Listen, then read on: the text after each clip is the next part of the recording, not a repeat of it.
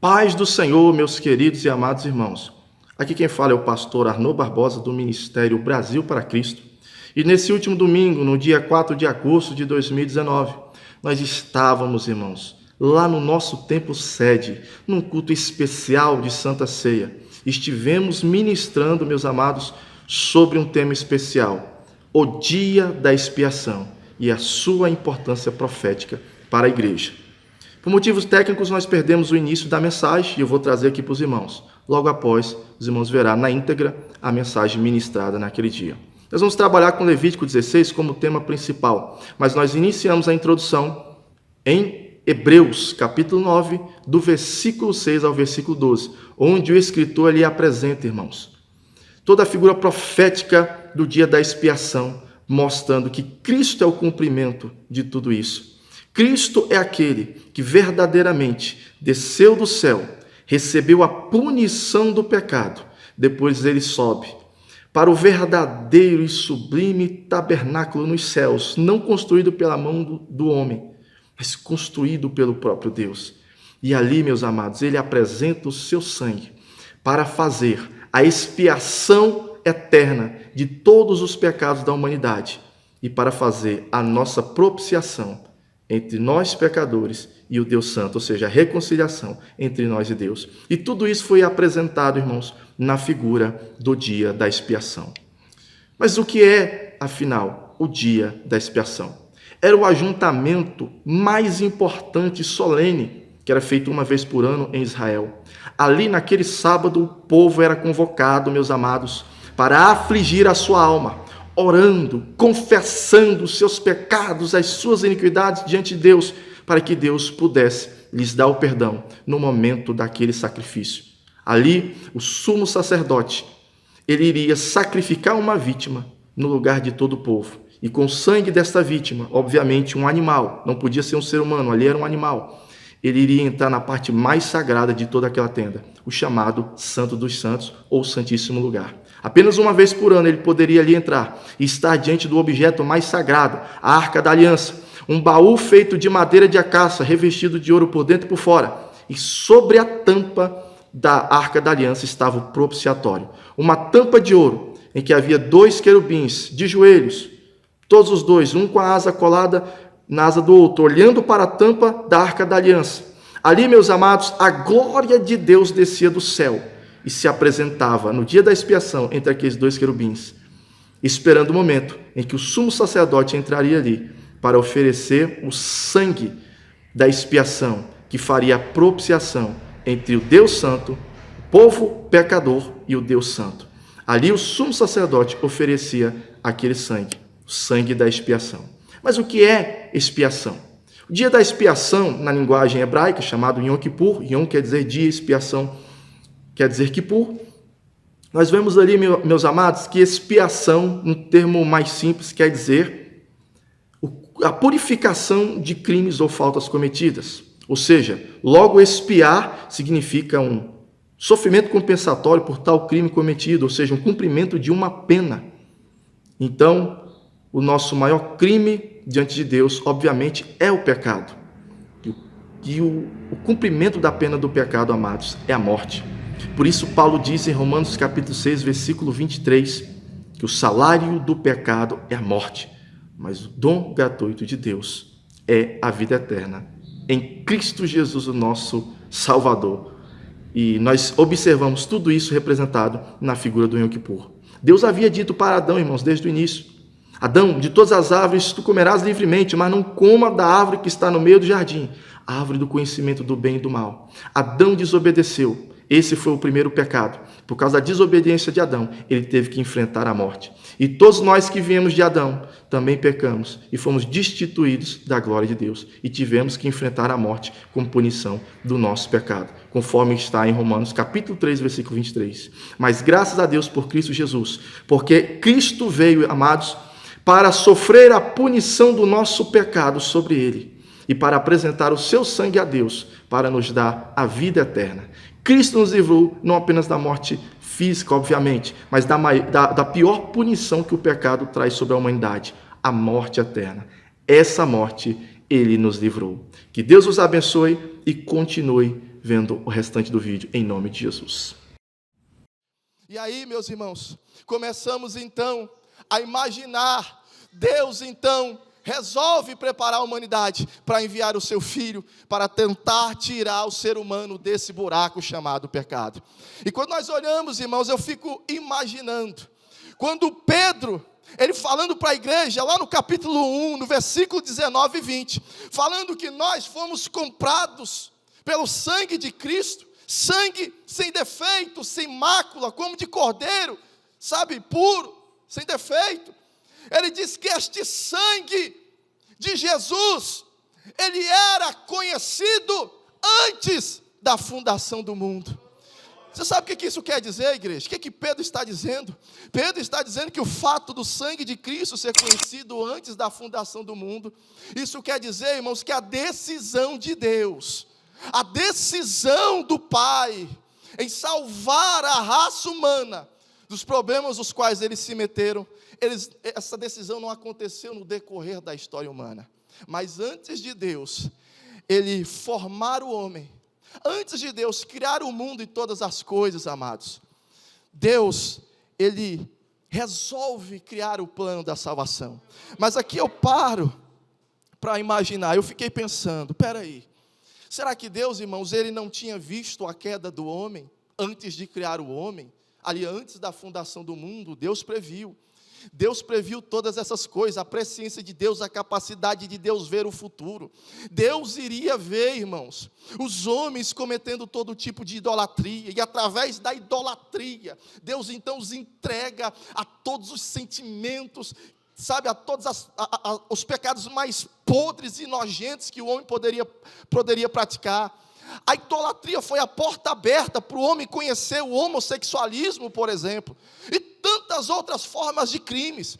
E Deus via, irmãos, antes de criar o homem, Deus via o homem cometendo no futuro todo tipo de pecado que era como uma blasfêmia contra a sua santidade todos os dias. Deus viu o homem, irmãos, caindo num buraco e se aprofundando cada vez mais no pecado. Deus viu o homem virando as costas para o Senhor. Deus viu o homem rejeitando o Criador. Deus viu o homem amando mais a criatura, a si mesmo, amando mais o seu umbigo do que o Criador. Deus viu o homem, amados, realmente exercendo as coisas mais nojentas, mais podres que os comportamentos humanos podem fazer para ofender a santidade do Criador. Deus viu. E quando Deus, irmãos, antes da criação, Ele começa a ver todas essas coisas, eu fiquei pensando, Senhor, nesse momento, o Senhor tinha a livre escolha de simplesmente não criar o ser humano. Não tinha, meus amados? Imagine, Deus está vendo tudo que o ser humano ia fazer. Deus, Ele poderia optar por não criá-lo. Não vou criar o ser humano não, que eles vão me dar muito trabalho, vão fazer muita besteira, vão fazer tudo errado, não vou criar eles mais não, vou desistir. Deus viu, Deus observou. Quando eu digo Deus, eu estou falando do Pai, estou falando do Filho, estou falando do Espírito Santo.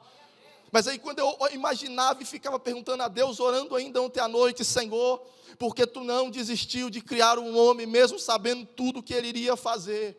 Aí vem o mais, sabe, algo extraordinário sobre o nosso Deus, que muitos de nós demoramos a entender. Irmãos, o que Deus mais queria mostrar na face da terra, para todos os homens e para toda a criação, não era apenas a sua santidade, não era apenas o seu juízo punitivo contra o pecado, não era apenas a sua abominação, o seu nojo contra as práticas pecaminosas do homem, mas o que Deus mais queria mostrar para o homem, irmãos, era justamente o seu amor, irmão, incondicional. Deus queria mostrar o que havia de melhor nele mesmo, sua graça, meus irmãos, o seu perdão, a sua misericórdia, que é algo fantástico que existe no nosso Deus. Amados, como Deus iria mostrar o seu amor, a sua graça, o seu perdão sobre o homem, se o homem sempre fosse perfeito? Se o homem nunca tivesse caído e se metido nessa lama de pecado, qual ele se meteu, como é que Deus se apresentaria como um Deus que resgata, um Deus que perdoa, um Deus que traz de volta, um Deus que ama? Como esse amor extraordinário de Deus iria ser conhecido entre os homens, se os homens não tivessem conhecido o pecado? Aleluia! E quando eu fico olhando, irmãos, eu começo a entender que nós como igreja, nós como servos, nós como filhos de Deus, irmãos, a quem Deus Ele nos deu o seu Espírito como penhor, como garantia de que verdadeiramente um dia Ele nos levará para a sua eternidade. Irmão, não tem como ter na nossa vida o Espírito deste mesmo Deus e não ser envolvido por este mesmo amor e por esta mesma misericórdia que há nesse Deus. Aleluia. Não dá para entender, irmãos, como é que tem gente que muitas das vezes está na igreja e simplesmente não consegue perdoar, meus irmãos. Como, irmãos? Tendo o Espírito de um Deus como esse, como é que a gente não consegue perdoar, irmãos? Como é que a gente consegue fechar o nosso coração? Como é que a gente consegue ver o necessitado, irmãos, e amar tanto aquilo que a gente tem, amar tanto o nosso dinheiro ao ponto de não socorrer aqueles que a gente vê que precisa? Como é que a gente vê o irmão caindo? Como é que a gente vê alguém no mundo e ao invés de muitas das vezes a gente ir lá buscar com amor e com misericórdia, orar, pagar o preço pela vida dele, irmãos? Como é que a gente não tem, sabe, esse sentimento de fazer isso? Muitas das vezes, ao invés da gente ir lá acusar, da gente ir lá e dizer, não vem porque não tem compromisso. Irmãos, nós precisamos, irmãos, conhecer essa graça cada dia mais. Nós precisamos nos aprofundar, nos encher deste Espírito, Espírito Santo de Deus, porque esse Espírito nos transforma, esse Espírito nos faz entender as características mais importantes que há no Senhor. E aí eu vou olhando, irmãos, Deus então resolve, com o seu amor, com a sua graça, mostrar para o ser humano o seu profundo caráter de bondade, de amor. Então lá no céu, o Pai, o Filho e o Espírito Santo, eles resolvem então criar o plano da salvação. Eles vão fazer tudo errado, mas eu vou lá, Pai, vou lá e vou resolver tudo isso. Vou consertar a bagunça do homem. É por isso que a morte de Cristo, irmãos, já era conhecida antes mesmo da fundação do mundo. Por isso o sangue que receberia, meus amados irmãos, a punição do crime, do pecado sobre a humanidade, ele já estava sendo conhecido diante de Deus o Pai. E nesse momento da história, meus irmãos, Deus então resolve preparar toda a humanidade, para que a humanidade pudesse entender esse plano chamado salvação. Para que o ser humano pudesse, irmãos, entender esse plano chamado graça, chamado redenção. E é óbvio, irmãos, que Deus ele cria então algumas estratégias na sua sabedoria, coisas didáticas, coisas visíveis, para o homem entender como isso se funcionaria, porque o ser humano precisaria entender, para depois de entender, ele crer, para que através da fé, ele pudesse receber todos os benefícios dessa bondade de Deus, transmitida para os homens. E aqui, irmãos, tem algo realmente extraordinário. Deus então, ele vem no meio da história. Eu digo para os irmãos, é por isso que Cristo, ele teve que vir num momento específico da história, há 2000 anos atrás, porque se ele viesse, por exemplo, nos primeiros dias, os homens não entenderiam o plano da redenção, e aí Deus vai chamando homens para participar do seu propósito, e dentre esses homens, Deus então chama um homem especial, Abraão, e de Abraão, Deus ali cria uma nação chamada Israel. E na nação de Israel, Deus então cria leis, Deus então cria liturgias, Deus então cria simbolismos. Ali Deus inspira homens para escrever salmos. Ali Deus levanta profetas para que Deus pudesse, por meio de todos esses recursos, mostrar para a humanidade de uma forma visível como Ele viria tirar o ser humano da morte e da punição do seu pecado.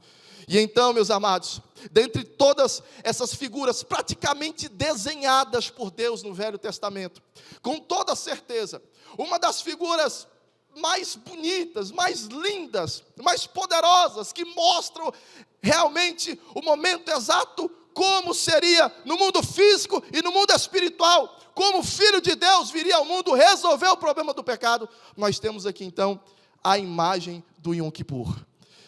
Yom Kippur, dia da expiação, que no capítulo 16, você com a sua Bíblia aberta, quando nós falamos, irmãos, do Yom Kippur, é claro que dentre tantas figuras que nós já vimos no tabernáculo, tudo apontando para Cristo, é interessante, irmãos, que Deus ele foi cirúrgico nos detalhes.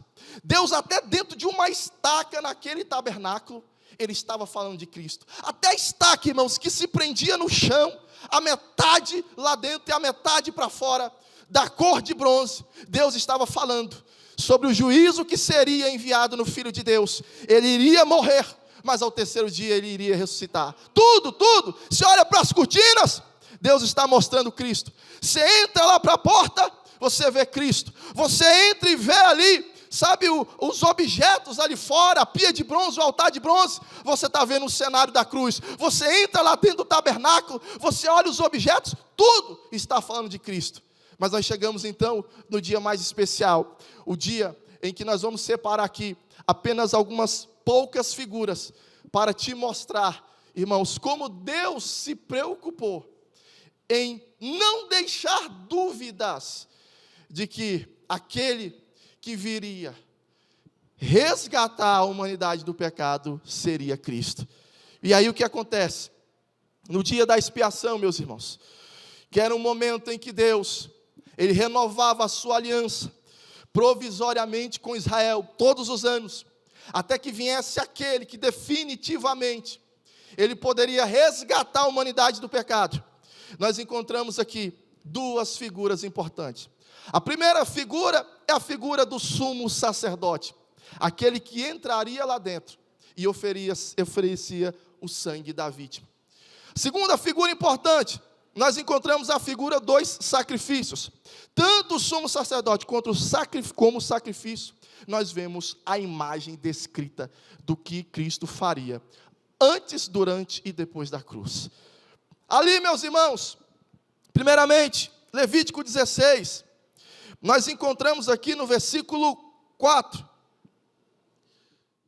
Versículo 4 diz assim: vestirá ele a túnica de linho sagrada, terá as calças de linho sobre a pele, cingirá com um cinto de linho e se cobrirá com a mitra de linho. São estas vestes sagradas, e banhará o seu corpo em água, e então as vestirás.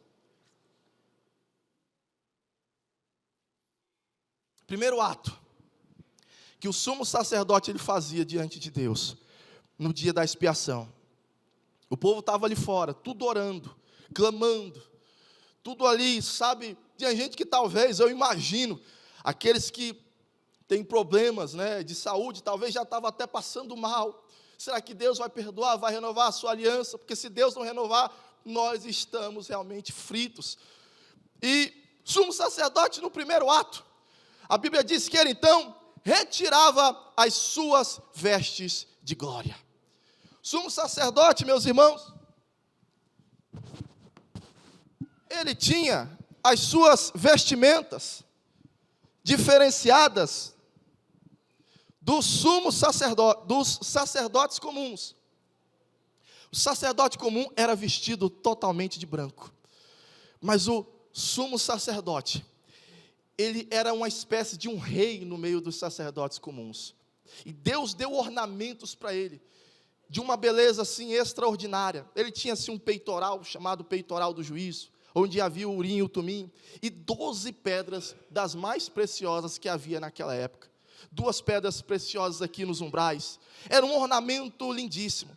Mas naquele dia, irmãos, ele tinha que retirar as suas vestimentas e ficar apenas com a veste de linho fino, a veste de linho branco, simbolizando o homem comum, o homem sem glória, o homem sem poder, o homem simples, mas o homem santo. Porque a santidade, irmãos, é representada, a justiça é representada através do branco. Esse é o primeiro, irmãos, o primeiro sinal do qual Deus, ele se referiu a Cristo. Cristo, quando desce dos céus, para vir, amados, restaurar Israel, Israel já estava pensando na restauração do reino, Mas antes da restauração do reino, ele tinha que fazer a restauração espiritual, libertar o povo do pecado. Porque não adianta, irmãos, Deus transformar todo o teu exterior, se o teu interior continua escravo. Você vai ter problemas.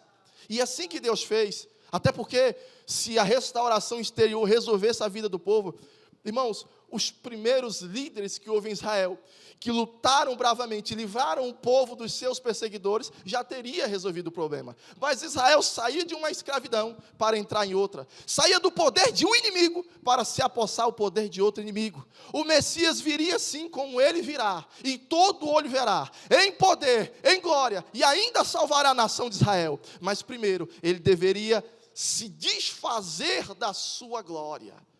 Ele viria do céu, viria, mas ele teria, irmãos, que abdicar daquele espetáculo de glória, como era demonstrado nas manifestações visíveis de Deus no passado. Ele tinha que se tornar um homem comum, um homem simples, um homem sofredor. Ele tinha, irmãos, que sentir fome, sentir sede. Ele tinha, meus irmãos, que em determinados momentos de angústia, sentir também um desejo de chorar como ele chorou. Ele deveria ser um homem, irmãos, com todos os sentimentos apurados como nós temos. Um homem, inclusive, irmãos, preparado para também enfrentar as tentações do pecado, porém sem cair nessas tentações. E assim foi o nosso Cristo, Deus em forma de homem. Era Deus, mas veio como homem, porque para sofrer na cruz, irmãos, o seu poder tinha que se esvaziar. E aí eu começo a entender então o que Paulo diz em Filipenses capítulo 2, versículo 5. Tende em vós o mesmo sentimento que houve em Cristo Jesus. Mesmo subsistindo em forma de Deus, não usurpou ser igual a Deus, mas antes esvaziou a si mesmo, irmão. Ele foi reconhecido em forma humana, ele assumiu a forma de servo, irmão, foi reconhecido em figura humana, e foi obediente a Deus, até a morte de cruz. Era esse o primeiro simbolismo. Aqui o sumo sacerdote estava representando o Filho de Deus que viria do céu. Mas só quem poderia entender, irmãos, é quem estava ligado no Espírito e ligado nas Escrituras. É por isso que o último dos profetas que houve, irmãos, na Bíblia Sagrada, inclusive o profeta que faz a transição do Velho para o Novo Testamento, o profeta João Batista, quando ele veio preparar o caminho do Senhor, pregando arrependimento, amados irmãos, a Bíblia diz que João Batista, de repente, ali nas suas tarefas, nos seus afazeres, cercado de todas aquelas pessoas, de repente vem Cristo para ser batizado. Quando ele olha para Cristo, irmãos, eu imagino a alegria de João Batista, olhando e dizendo, está aí, esse é o Cordeiro de Deus que tira o pecado do mundo, é Ele, não sou eu não sou o Cristo não, é Ele que tira o pecado do mundo. Esse, capítulo 1, versículo 29 e versículo 30, esse é aquele que eu falei que viria depois de mim. João Batista era mais velho que Jesus, irmão, mas João Batista dizia, esse tem a primazia, porque ele já existia bem antes de mim. Ou seja, em outras palavras, irmão, João Batista estava dizendo, é esse que vai resolver o problema, é esse que vai nos libertar do pecado, esse aí é o homem que veio do céu. Vocês não estão esperando o Messias, o homem que veio do céu, é esse aí. Aleluia! Esse tem no seu sangue o antídoto, aleluia, para acabar de vez com a contaminação do pecado, é Ele. Então Cristo vem, representado na primeira figura do sumo sacerdote. Mas aí nós entramos, então no momento em que o sumo sacerdote ele recebe da congregação 2 animais, melhor dizendo, ele recebe primeiramente um boi. Esse novilho, o qual ele sacrifica para oferecer o sangue, primeiramente pelo seu pecado. Senão, nós não vamos falar, porque isso mostra que homem nenhum, na história humana, por mais santo e separado a Deus que fosse, como no caso do sumo sacerdote, seria capaz de livrar a raça humana do pecado. Por isso ele tinha que primeiro oferecer um sacrifício por si mesmo. Mas aí ele recebia 2 bodes. Esses 2 bodes fariam o ato da imputação, ou seja, ele simbolicamente receberia a punição do pecado daquela nação durante aquele ano. É claro que tudo isso era uma analogia daquilo que aconteceria quando Cristo viesse na terra. Primeiro bode, os bodes teria que ser praticamente idênticos, no seu peso, no seu tamanho, nas suas características. na sua pelagem, porque esses 2 bodes representavam um ato só de expiação. E, obviamente, os 2 bodes representavam Cristo sendo crucificado e resolvendo o pecado da humanidade. O primeiro bode, ele era imolado, e o sangue deste animal, que havia cumprido a pena de morte, seria então o sangue dele, ou seja, a vida do animal seria oferecida diante de Deus, para que os verdadeiros criminosos fossem salvos. Esse era o primeiro ato. O segundo ato, ao fim de toda aquela cerimônia, então o sumo sacerdote, ele pegava aquele segundo bode, ele colocava as mãos sobre aquele bode, e ele confessava todos os pecados, as iniquidades que toda a nação havia cometido. Ele confessava e transferia sobre aquele bode. E aquele bode, então, amados, ele era levado ao deserto, a um lugar bem longe, bem distante, para nunca mais voltar. Esse era o segundo ato. Eu quero falar, irmãos, dos 2 bodes, mas primeiro eu quero falar deste último bode, a quem eu sempre, quando dou aula de escola bíblica e falo sobre isso, eu gosto de dar esse segundo bode, o nome de imputação. Por que imputação? Porque imputação era justamente isso. Era o ato do sumo sacerdote, ele transferir todos os pecados sobre aquele bode. E aquele bode, a partir daquele instante, ele seria culpado. E o que aconteceria com esse bode? Esse bode, irmãos, ele estava, a partir daquele momento, condenado a ter uma morte lenta e dolorosa. Por quê? Porque aquele animal não era um animal selvagem, que facilmente conseguiria sobreviver em qualquer deserto, mas era um animal domesticado.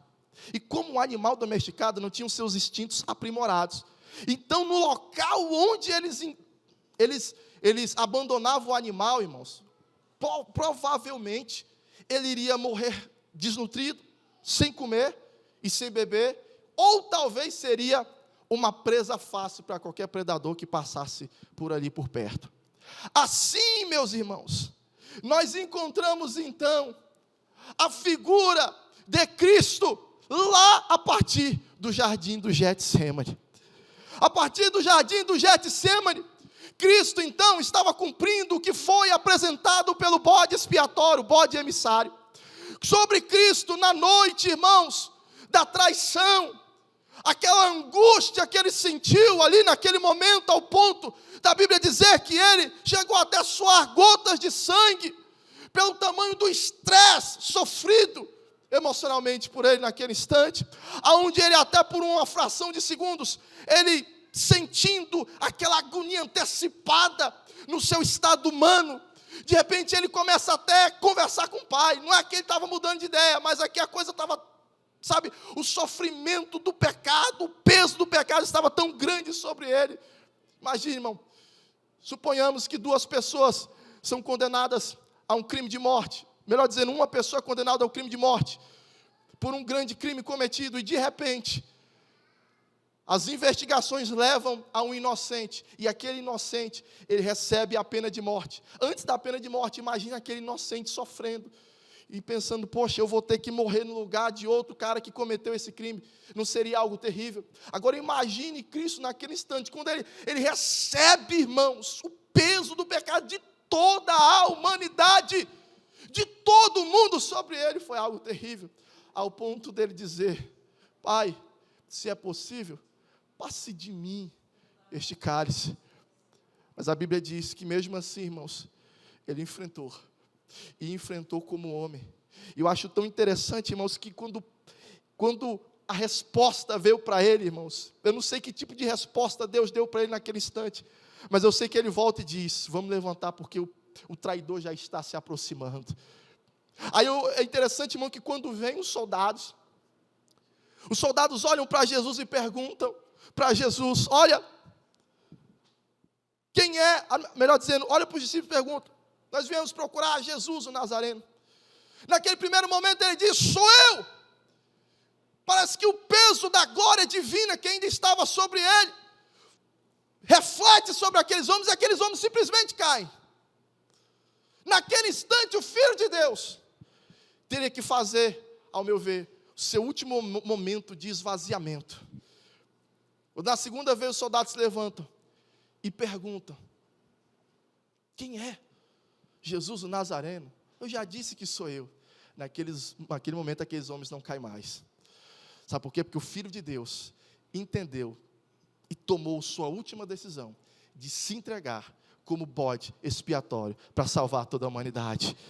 E aí começa a acontecer uma coisa linda, irmãos.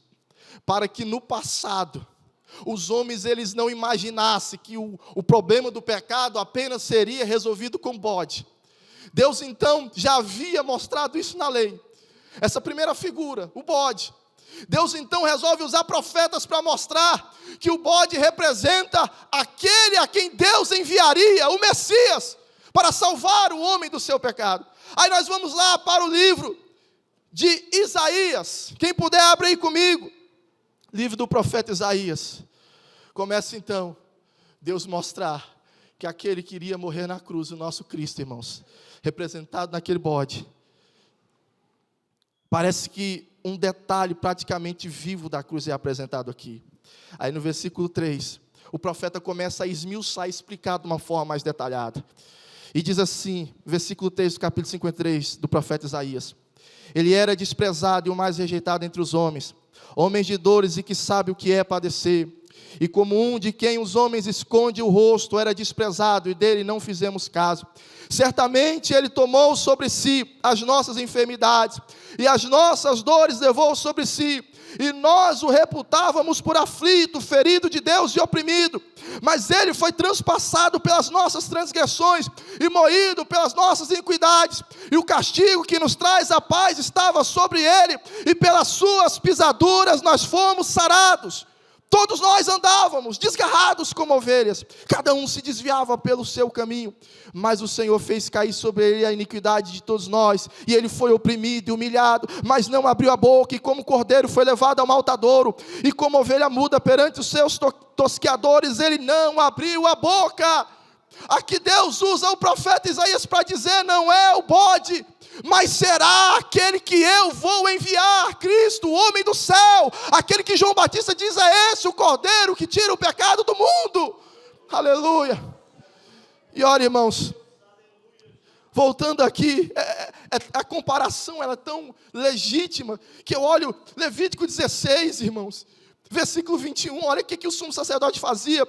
Arão porá ambas as mãos sobre a cabeça do bode vivo, e sobre ele confessará as iniquidades dos filhos de Israel, todas as suas transgressões e todos os seus pecados, e porá sobre a cabeça do bode, e enviá-lo-á ao deserto, pela mão de um homem à sua disposição para isso. Versículo 22, assim, aquele bode levará sobre si as iniquidades deles, para uma terra solitária, e o homem soltará o bode no deserto. Está vendo, irmão, como tudo, sabe, todas as coisas se encaixam. Todas as coisas se encaixam. Naquele instante é o momento da imputação. Agora imagine, irmãos, por que esse bode, ele tinha que ter essa morte lenta e dolorosa? Porque estava levando o pecado da nação. Você entendeu por que Cristo não podia apenas ser morto? Porque Cristo apenas não deveria ser assassinado. Porque, irmãos, ele tinha que satisfazer vamos dizer assim, toda a punição dos graves crimes de toda a humanidade, do mundo inteiro. Os mentirosos, os pedófilos, os homossexuais, toda a sorte de pecados, assassinos, os feiticeiros, todos. Ele morreu por todos, ele sofreu por todos. Se o mundo inteiro, irmãos, não vai alcançar a salvação, é outra história. Mas que Cristo sofreu por todos, ele sofreu por todos. É por isso, irmãos, que no dia do juízo final, aqueles que rejeitarem o sacrifício de Cristo, eles terão uma punição sem misericórdia. Está compreendendo, igreja? E nesse momento, para ainda ficar mais claro, se não bastasse Isaías, o profeta, e não bastasse Levítico 16, Salmo 22, o Senhor resolve mostrar alguns detalhes que acontecem na cruz. Imagine, irmãos, esse foi o único momento na história em que Cristo ele sentiu o desprezo do Pai. Porque quando o Pai olha, irmãos, para a face do Filho, ele vê todos nós pecando. Ele vê eu e você, ele vê o mundo inteiro pecando na face de Cristo. Foi o único momento na história que o Pai não consolou o Filho. Até ali, irmãos, no Getsêmani, quando ele estava recebendo a imputação, o anjo desceu, segundo o Evangelho de Lucas, e foi lá e conversava e confortava ele, em todos os momentos. Mas naquele momento, o Pai não o confortou, porque o Pai apenas viu um criminoso. Ele nos viu ali em Cristo. E ali, Salmo capítulo 22, versículo 1, o texto diz: Deus meu, por que me desamparaste? Por que me desamparaste?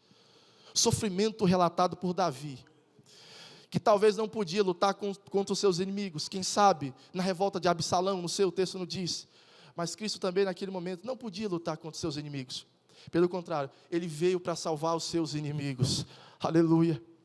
E aí o texto, lá no versículo 7 e 8, sabe, começa a mostrar no escárnio sofrido por Davi, o mesmo escárnio que Cristo sofre pelo sumo sacerdote. Está aí, não diz que confiou em Deus, ele não diz que veio de Deus, que Deus vem e salve-o, sabe, até lá no versículo 18, fala sobre o momento em que as vestes dele é repartida, quer dizer, todo detalhe Deus mostrou para o homem, que aquele que sofreria a punição do pecado, não podia ser outro, a não ser Cristo. Ah, pastor, mas falar tanto de crucificação, de salvação, para uma igreja que já conhece a palavra, para um povo que já conhece sobre salvação, é desnecessária não, igreja, porque a Santa Ceia foi criada por isso. A Santa Ceia, ela existe por causa disso, é o momento que Deus quer falar de salvação, não é para o ímpio, é para nós.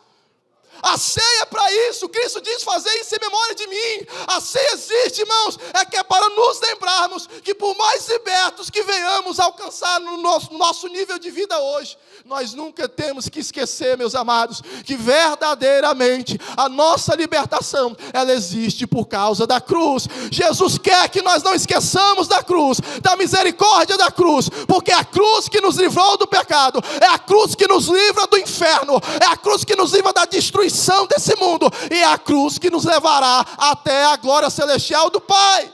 A igreja não pode deixar de viver e ouvir sobre a cruz, não pode se cansar da cruz, igreja. E aí depois, nós olhamos para o bode, aqui nós chegamos no bode da expiação.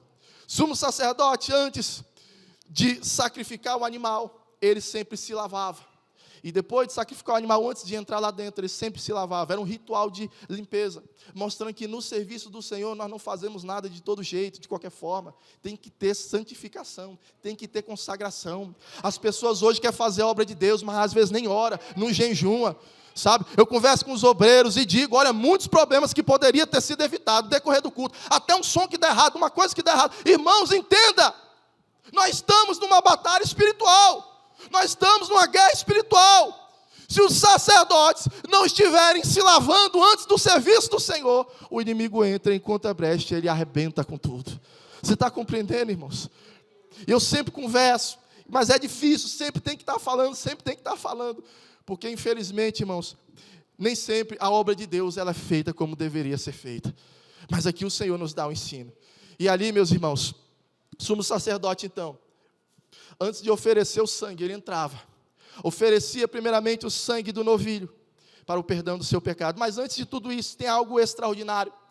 Deus tinha falado para Moisés aqui, meus amados, no versículo 13, tu porá o incenso sobre o fogo perante o Senhor, para que a nuvem do incenso cubra o propiciatório, que está sobre o testemunho, para que não morra. Se Arão entrasse sem o incenso lá dentro, ele iria morrer na hora. Por quê, irmãos? Porque o incenso, nós já estudamos aqui, e eu vi uma mensagem até do pastor Elias Antunes, né? Uma mensagem realmente muito edificante. O incenso simboliza, irmão, as orações, a intercessão. E nesse caso aqui do Yom Kippur, o incenso aponta para o ministério intercessor de Jesus Cristo. Deus não queria ver o sumo sacerdote, nem mesmo o sumo sacerdote, homem nenhum, ali dentro daquela parte sagrada, sem ser através da fumaça do incenso. A glória de Deus estava ali. Se ele olhasse para a glória, ele iria simplesmente morrer. Ele tinha que entrar ali de cabeça baixa, olhando mais ou menos o rumo ali da arca, e a fumaça do incenso cobrindo a glória de Deus. Ali, irmãos, era Deus mostrando o ministério intercessor de Cristo. Deus não quer nem papo com o ser humano, se não for através da intercessão de Cristo. Irmãos, podemos viver quanto tempo for dentro da obra, podemos ter uma larga experiência com Deus, podemos ter grande conhecimento, mas sem o incenso de Cristo, sem a intercessão de Cristo, irmão, Deus nem olha para a nossa cara. O máximo que pode acontecer é a morte. E ali Ele oferece aquele incenso, irmãos, antes de oferecer o sacrifício. E olha como é lindo as coisas de Deus. No capítulo 17 do Evangelho de João, Jesus ele é apresentado como esse sumo sacerdote, que ele começa a interceder por nós, irmão, não depois do sacrifício, mas antes do sacrifício. Ele se prepara conversando com o Pai, dizendo: Pai, prepara-me para que eu volte a ter a glória que eu tinha desde o início do mundo, desde antes da fundação do mundo. Quero retornar para ti. E ele vai orando pelos seus discípulos, e chega lá no capítulo 17, versículo 20, ele diz: olha, eu rogo não somente por estes, mas rogo também por aqueles que irão crer em mim. Irmão, antes de Cristo morrer na cruz, ele já estava orando por nós aqui, igreja. Ele já estava pensando em nós aqui. O ministério intercessor de Cristo foi há 2000 anos atrás, mas até os dias de hoje consegue nos alcançar na mesma eficácia que alcançou os homens daquela época. Aleluia! E então, o ministério de Cristo após, irmãos, o sacrifício, Cristo assenta a destra de Deus, e o sacrifício dele, o incenso dele se torna eterno. Por isso que o apóstolo João diz, 1 João capítulo 2, versículo 1 e 2, ele diz: filhinhos, eu escrevo essas coisas para que não peque, mas se pecardes, nós temos um advogado à destra de Deus, Jesus Cristo justo. Ele é a propiciação pelos nossos pecados, ou seja, Ele nos reconcilia com Deus, não somente a propiciação pelos nossos pecados, mas do mundo inteiro. Irmão, esse texto, obviamente, é um texto difícil até para os calvinistas, porque eles acreditam que Cristo morreu só pelos escolhidos, mas o texto diz: Ele é a propiciação pelos pecados do mundo inteiro. E Cristo, irmãos, Ele está intercedendo por nós. Irmão, nós só não entramos num buraco maior quando estamos em momento de angústia, em momento de tentação, ou em momento em que simplesmente nós damos aquela relaxada espiritual, porque Cristo está intercedendo por nós. Ah, se não fosse Cristo orando por nós, irmãos, quantas coisas pedimos a Deus até por meio de murmuração, e Deus na sua misericórdia atende. É porque o Pai não está ouvindo diretamente a tua oração, mas a tua oração está sendo filtrada pelo Espírito Santo, pelo Espírito de Cristo chegando ao Pai. Por isso o Pai, com amor e com misericórdia, atende às nossas orações. Aleluia. Depois de oferecer aquele incenso, o sumo sacerdote ele volta, e quando ele volta, irmãos, finalmente ele degola aquele bode, o outro bode. E então, a morte daquele animal, ela cumpre a pena exigida por todo o povo. E aí, ele vai com aquele sangue e vai entrar lá para dentro. Ô momento de tensão no meio do povo. Muita gente ali, sabe, a tensão aumenta, o nível de preocupação aumenta. Na primeira entrada, Deus perdoa o pecado dele. E agora?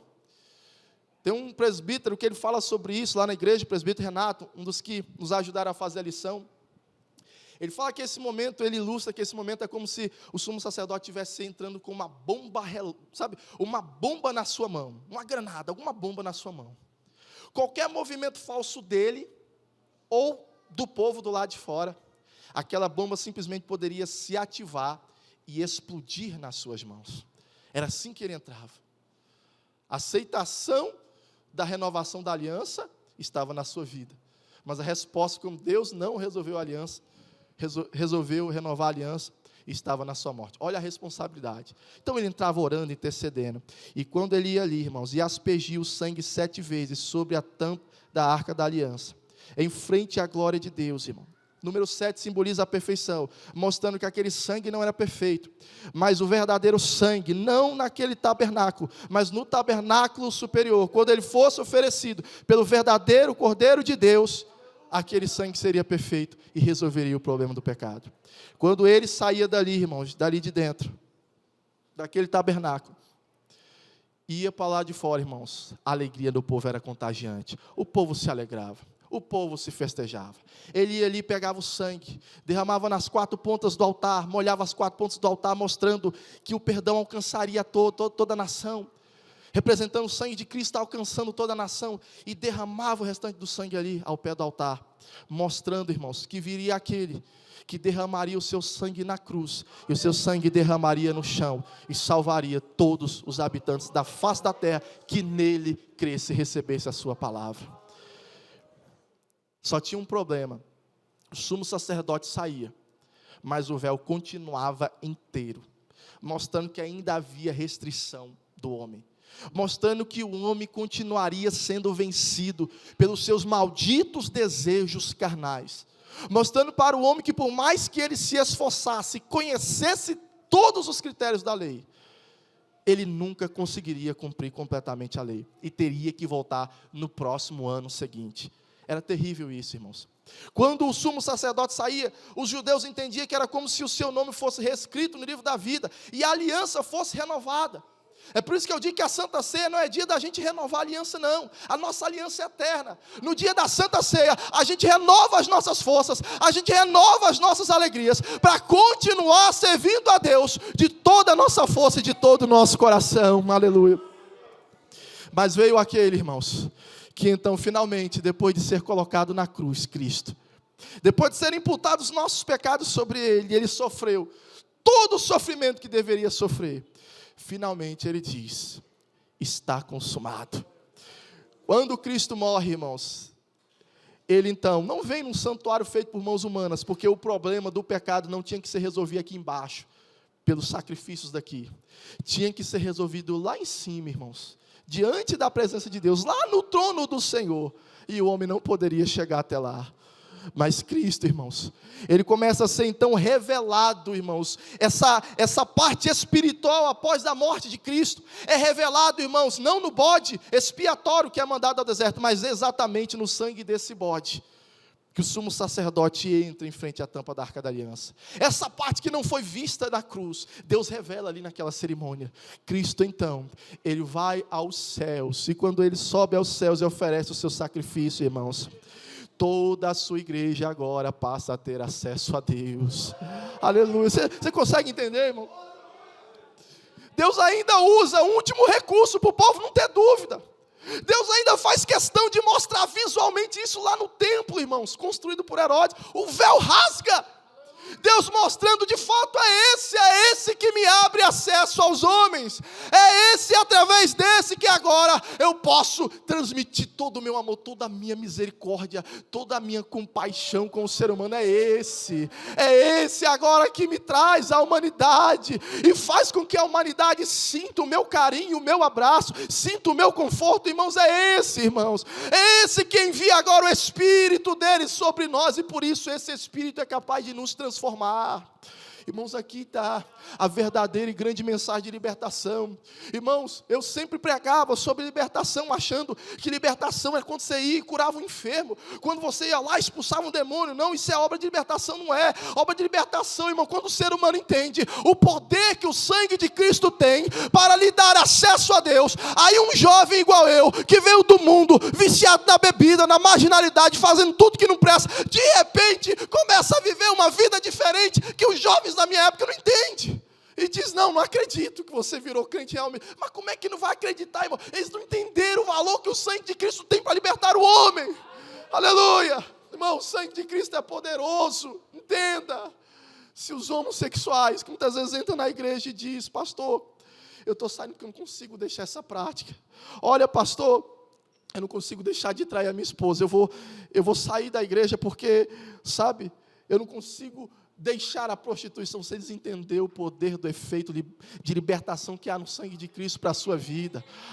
Meu irmão, ele consegue abandonar e deixar todo o pecado. Se o pedófilo entender que ele pode ser liberto, irmãos, dessas práticas, desses desejos, se o homem mais maligno, mais sanguinário, mais assassino entender, ele consegue se tornar uma nova criatura. Mas pastor, como é que acontece isso? Cristo vem e de repente nós aceitamos Jesus, o sangue dele nos lava do pecado, e de uma hora para outra, num passe mágico, a gente então deixa de sentir tudo, deixa de ter os desejos carnais. Aí eu quero fechar essa mensagem com chave de ouro com você aqui.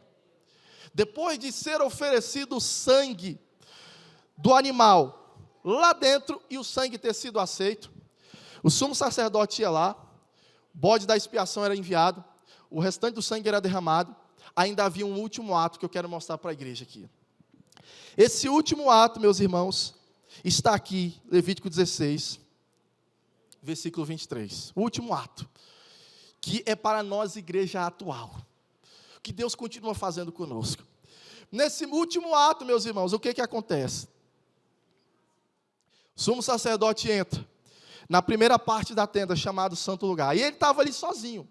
Ele fazia o sacrifício sozinho, é como Cristo. Cristo teve que fazer tudo sozinho. E ali estava o sumo sacerdote sozinho. Ele entrava ali dentro.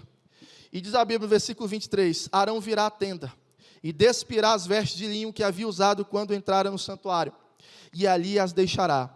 Banhará o seu corpo em água no lugar santo, e porá as suas vestes. E então sairá, e oferecerá o holocausto. E o holocausto do povo, e fará expiação por si pelo povo. Ainda havia um último sacrifício, mas depois de tudo já ter sido completo. Mas o que acontece? Quando ele derramava o restante do sangue daquele bode, ali no pé do altar, ele voltava naquela primeira parte da tenda, o chamado santo lugar, aonde havia ali o candelabro, a mesa com os pães da presença e o altar de incenso. Nós já estudamos e vemos que ali representa a era sacerdotal da igreja, a igreja como sacerdotes de Deus e de Cristo, não é verdade? Nós já estudamos e vimos que a parte ali, chamado santo lugar, representa a era que nós vivemos hoje, os 2000 anos de Cristo, como igreja, aguardando a terceira era, que é o Santo dos Santos, a era em que Cristo virá e reinará com a igreja na terra, no milênio, a partir do milênio. E nessa área, o sumo sacerdote ali, ele tirava aquelas vestes brancas, que ele fez o sacrifício, o que ele fazia? Ele lavava o seu corpo antes de vestir as vestes de glória. O que significa isso, irmãos?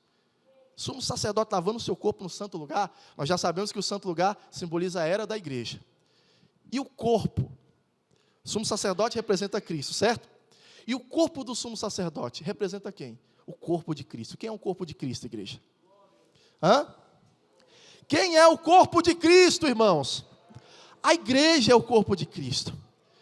Então, sumo sacerdote lavando o seu corpo no santo lugar, simboliza de uma forma clara Cristo, nesta era que vivemos, lavando a sua igreja e preparando para o dia do arrebatamento, aleluia. Vamos fechar isso aqui com o último texto, com chave de ouro. Pega ali, irmãos, Efésios, capítulo 5, é algo extraordinário, é fantástico isso daqui, irmãos. Olha só, Efésios capítulo 5, Paulo começa a dar instruções para casais, para a família, lá cristão, marido e mulher. Aí no versículo 25, o Espírito toma a vida de Paulo, irmãos, no momento que ele está escrevendo, para que ele comece a falar do relacionamento de Cristo com a igreja. E pelo contexto aqui, parece que Paulo está se lembrando deste evento que acontece no momento em que, finalizado, apresentado o seu sangue diante de Deus, o sumo sacerdote começa a lavar o seu corpo. Diz assim, maridos, Efésios 5, 25, maridos, amai vossa mulher, como também Cristo amou a igreja, e a si mesmo se entregou por ela, para que a santificasse, tendo-a purificado por meio da lavagem de água pela palavra. Então essa lavagem de água significa o quê? Palavra. Como é que Cristo lava o seu corpo? Ou seja, como é que Cristo lava a igreja? Palavra. Para que ele lava através da palavra? Para apresentar a si mesmo igreja gloriosa, sem mácula, nem ruga, nem coisa semelhante, porém santa e sem defeito. Cristo nos salvou para nos apresentar a Ele. Mas enquanto isso, Ele está nos lavando, está tirando, irmãos. O processo de santificação é isso.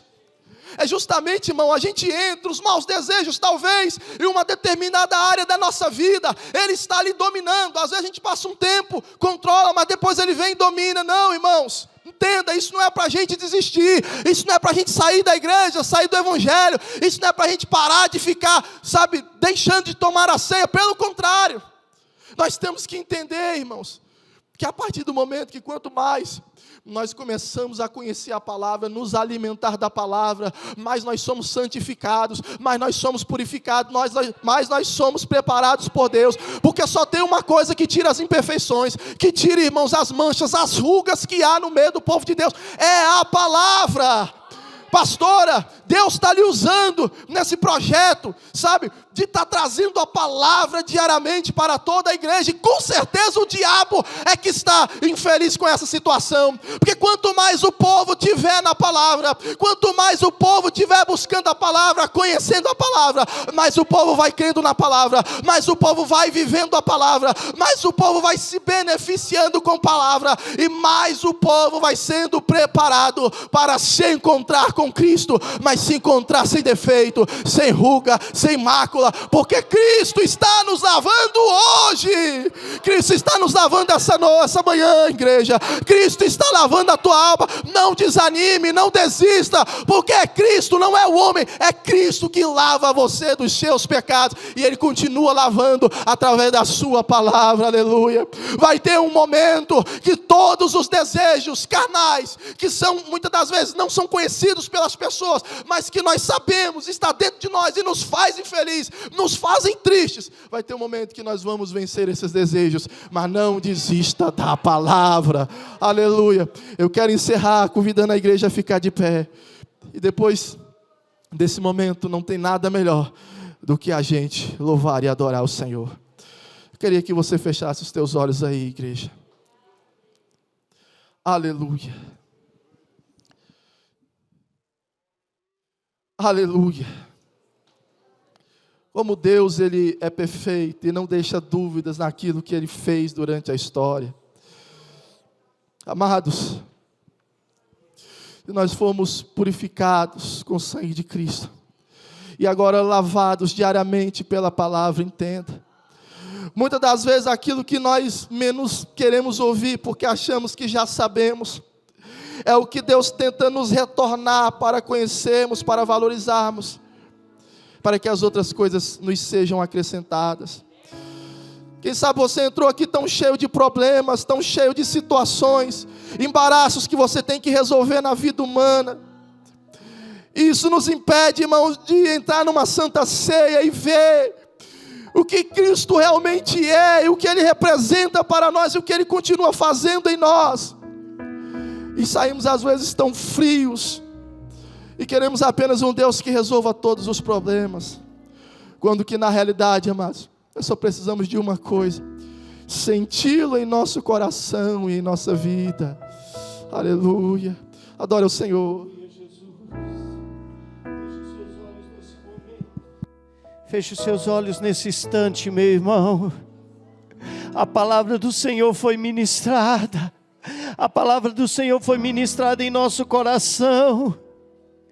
E eu quero dizer a você hoje: Deus mudou de endereço.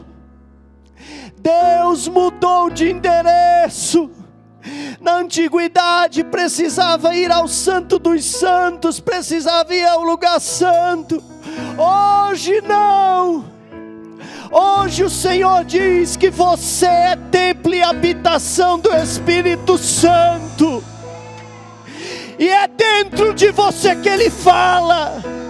E é dentro de você que Ele diz. E é dentro de você que Ele transforma e abençoa.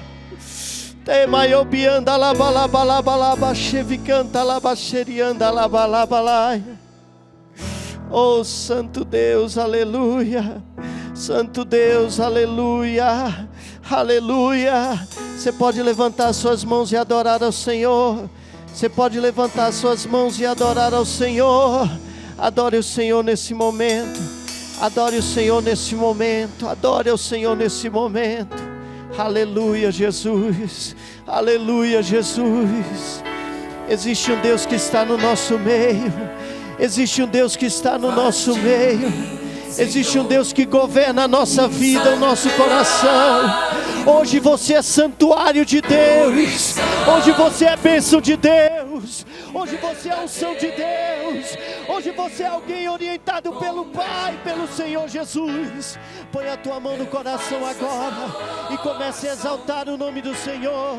Os verdadeiros adoradores adoram ao Pai em espírito e em verdade.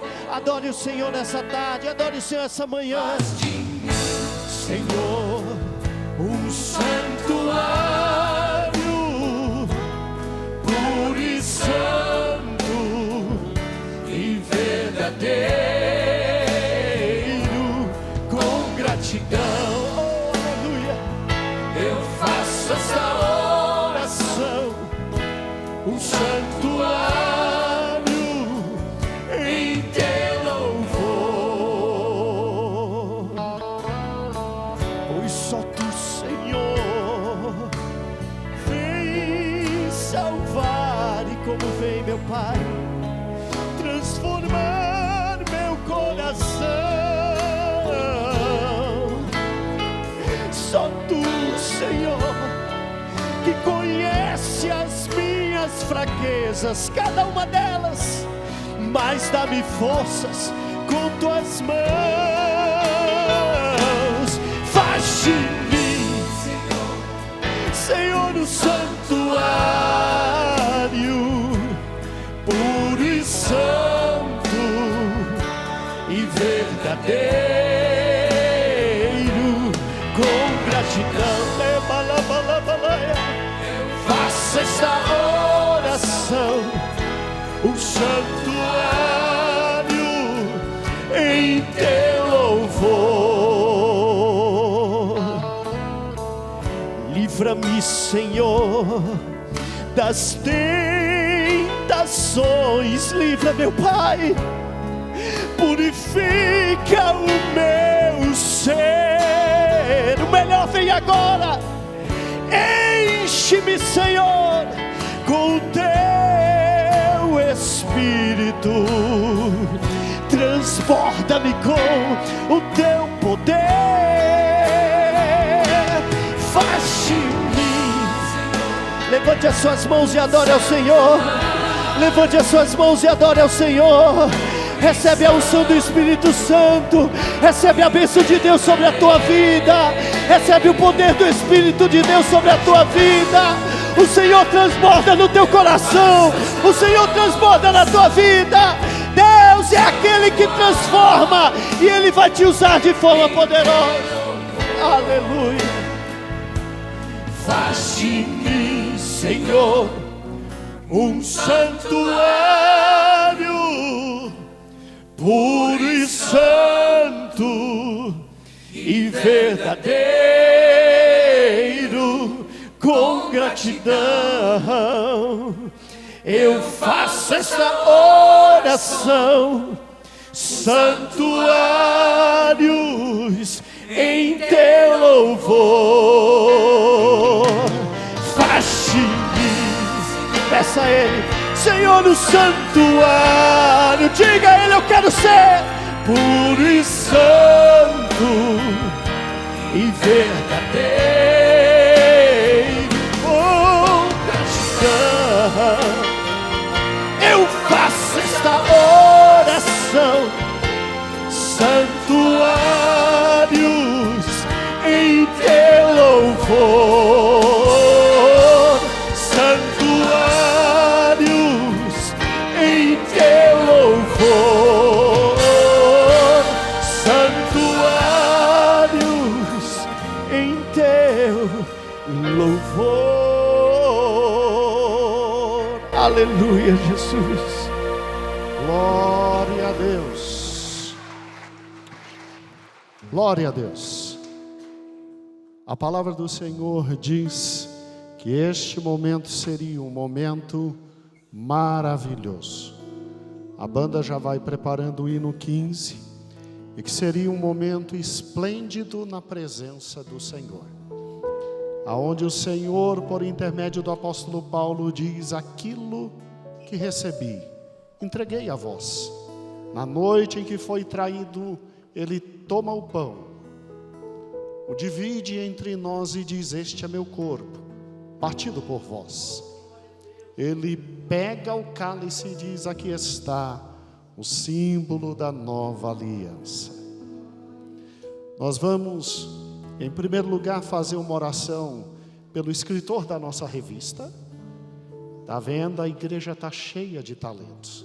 Os irmãos não têm dimensão do que está vindo na próxima revista e na outra. E os meninos que Deus está usando. Vem cá, Arnô. Mamãe quer te abençoar junto com a igreja. Vamos estender as mãos. O pobre do teu pai espiritual ali está explodindo, tadinho. Quanto mais Cristo, né? Mamãe, vamos abençoar esse menino e o ministério dele. Estendam as mãos. Queridos irmãos, enquanto o pastor pregava, eu agradeci ao Senhor, porque o Senhor quer levantar cada um de vocês aqui como um grande obreiro na presença dEle. Irmãos, o mundo está esperando por nós, o Brasil está esperando, e nós vamos precisar de muitos obreiros. Eu rogo a Deus. Eu tenho visto o crescimento deste pastor, eu tenho muita alegria por isso, pastor Arnô. Não deixe nunca, foi muito bonito o que você fez, acabou e se ajoelhou perante o Senhor. Não deixe nunca a soberba entrar no teu coração, porque você vai ser muito usado pelo Senhor, aleluia. Irmãos, todos que estão aqui, os obreiros, Deus tem grande obra para cada um. Para cada um. A obra que Deus tem nos entregue é muito grande. Deixa a palavra te lavar. Não fique nenhum dia sem ler a palavra. Não fique nenhum dia sem ouvir os áudios. Ore, olha a nossa oração de 48 horas por semana, todos juntos. Oh, irmãos, vamos mesmo entrar neste meio, estar todos orando, toda terça e quinta, ou quarta e sexta, 48 horas, 1 hora para cada irmão da igreja. Irmãos, quando você faz a conta destas horas multiplicadas pelo tanto de pessoas que estão orando, é muito grande a vitória que Deus vai nos dar. Porque só aqui com os 70 que nós já temos, deu 14 mil horas e tanto, que nós chegamos ao céu, todos juntos, clamando pela bênção para o nosso Brasil, para a nossa família, para a nossa igreja. Irmãos, não pare, não deixe o demônio te fazer parar, mas vamos continuar nossas 48 horas de oração, amém? Pai querido e maravilhoso, eu te louvo pela vida do pastor Arnô. Eu te louvo, Senhor, por tudo que tu tens feito por ele, como tu tens usado, como tu falastes conosco nesta manhã, Senhor. Oh, glória a Deus, Pai amado. E eu te peço, Senhor, levanta muitos e muitos obreiros, Senhor, assim como teu filho, e que nós possamos te louvar, te glorificar, e, Senhor, ver o povo chegar à tua presença e ser lavado por ti, ter os pecados purificados por ti, para que possamos ser apresentados a ti mesmo, pela tua palavra, Senhor, que tu nos lava. Portanto, Senhor, abençoa teu filho. E só o que eu posso te dizer, Deus, é muito obrigada pelo que tu tens feito na vida deste obreiro. E continua fazendo o tanto que ele puder suportar. Usa-o, Senhor, para a honra e glória do teu nome. Amém, Jesus, amém. Deus te abençoe.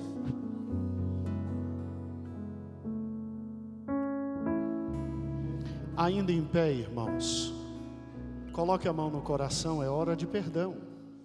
Glória a Deus. O Yom Kippur ocorria uma vez por ano.